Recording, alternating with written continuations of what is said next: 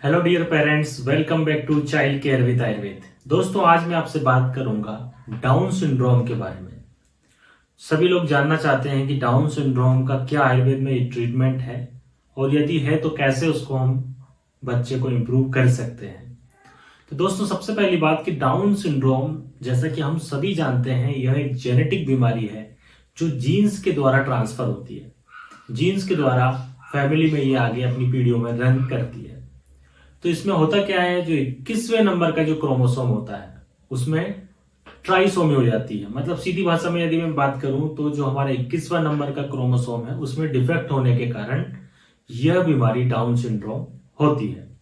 तो दोस्तों, यह जो बीमारी है ये 150 साल पहले खोज ली गई है हमारे इंडिया में, और इसको 150 साल पहले से ही जान लिया गया है। तब से यह बीमारी जो है पकड़ में आई है और चलती जा रही है। अब इस बीमारी के लक्षण क्या है उसके बारे में मैं आपको बताता हूं। दोस्तों, इस बीमारी में बच्चों का आईक्यू लेवल कम हो जाता है। बच्चों का मानसिक विकास, जो मेंटल डेवलपमेंट है, वो भी कम होता है। इस बीमारी से पीड़ित सभी बच्चे देखने में एक जैसे लगते हैं।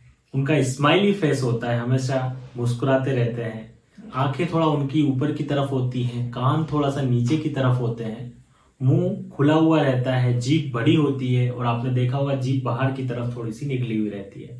और लगभग सभी बच्चे एक जैसे दिखाई देते हैं। मतलब डाउन सिंड्रोम के बच्चे को यदि आपने एक बार देख लिया है तो आप कभी भी उनको नेक्स्ट टाइम देख के आप इजीली आप बता सकते हैं कि इस बच्चे को डाउन सिंड्रोम नाम की बीमारी है। जितने भी डाउन सिंड्रोम के बच्चे हैं उसमें से कुछ लोगों को हार्ट से रिलेटेड प्रॉब्लम भी होती है, तो उसका चेकअप प्रॉपरली किया जाता है।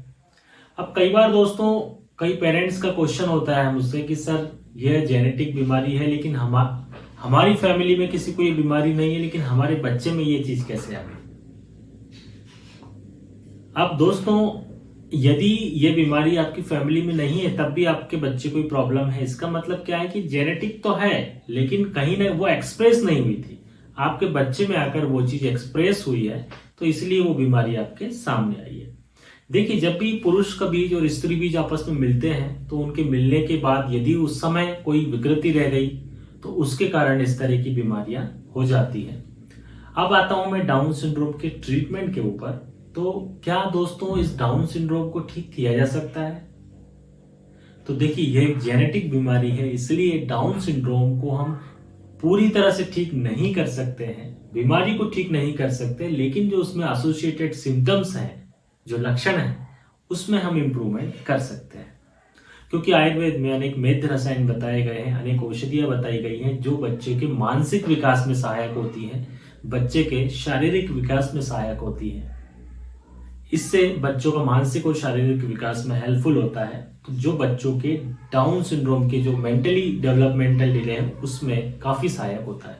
आपने बहुत सारी औषधियां सुनी होंगी, अश्वगंधा, तुलसी, ब्राह्मी, शंखपुष्पी, ये सारी औषधियां जो है, अनेक औषधियां। ये तो मैं केवल आपको 2-3 एग्जाम्पल दे रहा हूं जो कि बच्चे के शारीरिक और मानसिक विकास को करवाती है। इसीलिए डाउन सिंड्रोम के बच्चों को आयुर्वेदिक ट्रीटमेंट जरूर देना चाहिए ताकि बच्चों का मानसिक विकास और अच्छा हो। इसके साथ साथ उनको प्रॉपर ट्रेनिंग देना चाहिए। जितनी अर्ली एज में हम उनको प्रॉपर ट्रेनिंग दे पाते हैं उतना अच्छा बच्चों के लिए होता है। अच्छा, एक चीज और मैं आपको कहना चाहूंगा कि जो डाउन सिंड्रोम के बच्चे हैं इनकी इम्यूनिटी बहुत वीक होती है। इन बच्चों को रिकरेंट सर्दी जुकाम बना रहता है, हमेशा होता रहता है। मौसम वगैरह जैसे ही बदलता है तुरंत सर्दी खांसी हो जाती है। तो ऐसे बच्चों की आयुर्वेद के द्वारा इम्यूनिटी को भी स्ट्रॉन्ग किया जाता है ताकि ये बच्चे बार बार बीमार ना हो और स्वस्थ बने रहे। अब दोस्तों, पेरेंट्स का एक अगला प्रश्न होता है कि क्या यदि हम दूसरा बच्चा प्लान कर रहे हैं तो क्या हमारे नेक्स्ट बेबी को भी डाउन सिंड्रोम हो सकता है? तो दोस्तों, मैं ये कहना चाहूंगा कि इसके लिए आजकल अनेक प्रकार के एडवांस टेस्ट आ चुके हैं। प्रेगनेंसी में गर्भवती माताओं के लिए इस तरह के टेस्ट किए जाते हैं। यदि आपके बच्चे में, आपकी फैमिली में इस तरह की हिस्ट्री है तो आप बाकायदा उसका टेस्ट करवा सकते हैं और उससे पता चल जाता है कि नेक्स्ट जो बच्चा होगा उसको क्या इसकी संभावना है या नहीं। तो आपको स्क्रीनिंग टेस्ट जरूर करा लेना चाहिए, वो आपके लिए बहुत ही अच्छा होगा। और एक चीज और मैं आपको बताना चाहूंगा कि ऐसा देखा गया है या ऐसा आया है रिसर्चर्स के थ्रू कि यदि महिला गर्भवती है, वो 35 साल से ऊपर की महिला है, तो ऐसी प्रेगनेंसी में 250 से 300 बच्चे में एक बच्चे को यह बीमारी देखी गई है। और यदि महिला की उम्र 40 साल के ऊपर है तो लगभग 100 बच्चों में से एक बच्चे को यह बीमारी देखी गई है। इसका मतलब साफ है कि जितना लेट एज में प्रेगनेंसी होगी तो उसके कारण भी बच्चों को डाउन सिंड्रोम होने की संभावना हो सकती है। होगा ही ये श्योर नहीं है, हो सकती है। तो इस बात को भी आपको अपने ध्यान में रखना है।